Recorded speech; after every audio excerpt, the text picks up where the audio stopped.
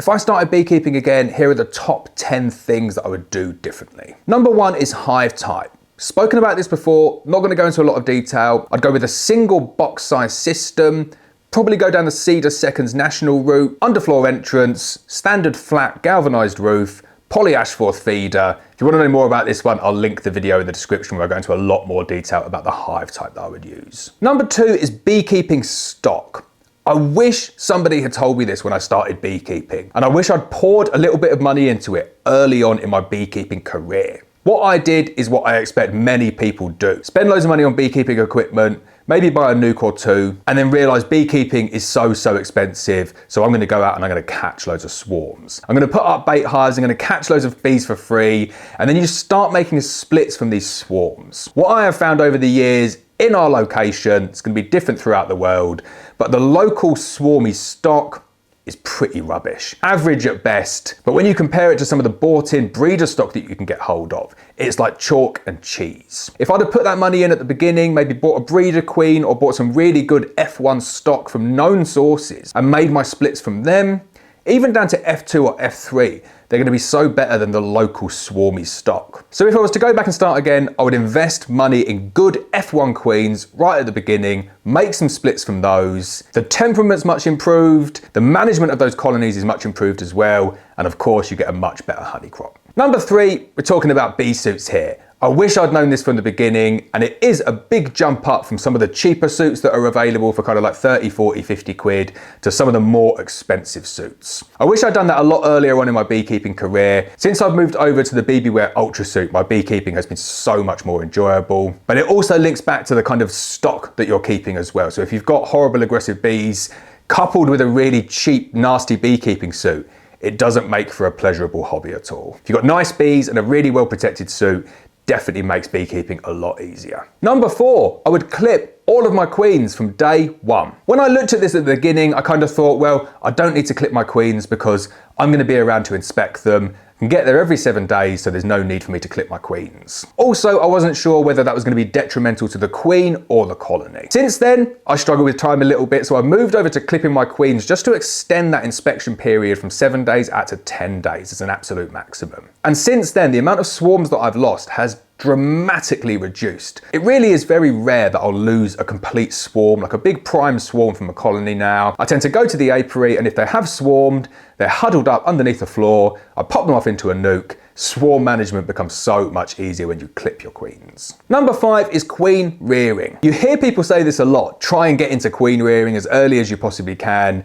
And there's no denying it, it is very difficult to do. And it links back to number 2 on this list as well about keeping good beekeeping stock. So if you start off with bad stock and then you're just doing walkaway splits, all you're doing is kind of breeding that nasty bee, the swarmy bee. You don't really have a huge amount of control over the expansion of your apiary and your bees. As soon as you learn to start grafting queens or any other queen rearing methods where you can specify the colony that you want to breed from, not only is it really enjoyable, not only does it save you a lot of money because you don't need to go and buy mated queens, but it also means that you're propagating from your very best colonies, which means that you're going to get more honey, and it means that your bees are going to be closer aligned to whatever you're breeding for. Number 6, this is going to sound like such a strange one, but I wish I hadn't invested so much money early on in extraction equipment. Now, in hindsight, even as I'm saying that, it seems madness because I invested it at the right time. All of that equipment's probably doubled in value now with today's current prices. But I think it drove the wrong behaviors, certainly did for me as well. So when you're buying all of this equipment, you're kind of thinking, well, I've got an automated uncapper now with a capping screw press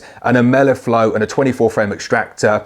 I need to make sure that my beekeeping operation is profitable and it can keep up with that honey extraction room. Do you see where I'm coming from? It kind of drives the wrong behaviors, especially for me. So if I was giving advice and I was saying, well, I'm going to start again, what I would do is I would really hone in on exactly what extraction equipment I really need. I had an automated uncapping machine with 50 hives, and I used to make the decision to say, well, you know what, I'm not going to use the automated uncapper today because it's probably going to take me longer to clean it than it is to use it. And I'm thinking, well, why did I bother buying it if I'm not even going to bother using it? Drives the wrong behaviors. If I was starting again, I would still go with exactly the same extractor that I've got, 24 frame radial extractor, converts into a 6 frame swing cage. But I would have probably left it at that. I would have bought myself a cheap 20 or 30 pound uncapping tray, maybe made myself an uncapping tray, and then some way of rendering down the wax cappings. Certainly wouldn't have bought the Melliflow straight off the bat. Number 7, I would have joined my beekeeping association, which I did do, but I would have tried to be so much more active within that community. I really do see this as a missed opportunity for me. And I don't speak to the local beekeeping association at all. In fact, I'm not even a member now that I've joined the Bee Farmers Association. But I kind of miss that camaraderie with local people who want to talk about bees. You can learn so much from these people. They've got years and years of experience and they're only too happy to share it. Number 8 is I would have started using out apiaries before I put bees anywhere near my garden. That was such a big mistake that I made. I would never recommend anybody to put bees in their garden unless there's literally no other alternative or you've got a very, very big garden. Out apiaries make beekeeping so much more enjoyable. As long as you can get them somewhere that's suitable, good access, good forage, good security, all of the other stuff that you look for when you're identifying an out apiary, but I certainly wouldn't have kept bees in my garden had I been starting over. Number 9, and there is a common theme with a lot of this stuff, which is me penny pinching and making really bad decisions to try and save money. But number 9 is invest in good quality hive stands. If I had all the money in the world, I'd go all the way with the Abello metal hive stands because they are just fantastic and can go on any terrain whatsoever. They're collapsible, they're easy to move, they really are the best hive stand that you can possibly get. They are quite expensive though. So even setting them off to one side, I would have probably gone with a plastic pallet and I would have invested in 3 plastic pallets per 2 to 4 hives. I made the really bad mistake. People warned me of the mistake. I didn't take any notice of them whatsoever because I didn't want to spend any money on it. I got myself wooden pallets. I put them one high. The bees went on them. They rotted out within a year, and then I had to spend all of the time getting them back out from the out apiaries and taking them off for recycling. It was such an incredible pain. So if I was starting again, I'd cut all of that pain out, I'd invest in good quality hive stands. Number 10, I would focus on learning my trade before trying to turn it into a business. I fell so foul of that. As always, trying to run before I could walk. The easiest thing in the world in beekeeping is making splits. Turning 2 hives into 4 hives, into 8 hives, into 16 hives is so easy. Anybody can do that. Going through the season with 10 hives and getting to the end of the season and having 10 hives and a bumper honey crop is very, very challenging. I wish I'd learnt that early on, and I wish I'd tried to keep the numbers down as opposed to going to this rapid expansion process. Because the rapid expansion process, you don't actually learn anything from. Anybody can do a walk-away split. Anybody can just add a queen in there and make a split and put the feeders on. You're not at the mercy of the weather. You're not at the mercy of the bees swarming because you've knocked them back so much. It really is the easiest thing in the world to do. Maintaining colony numbers, very, very difficult. It's really good to keep you engaged with your bees and you learn so much while you're doing it. So if I was doing it again, I'd have probably got up to say 10 or 20 hives and then I would have said, right, let me stay at 10 or 20 hives for 2 or 3 years, learn the trade a little bit more, gain some experience before trying to shoehorn all of that limited experience into a business. So hopefully some of those tips, some of those mistakes that I made will be useful for you, for people who are starting out from scratch.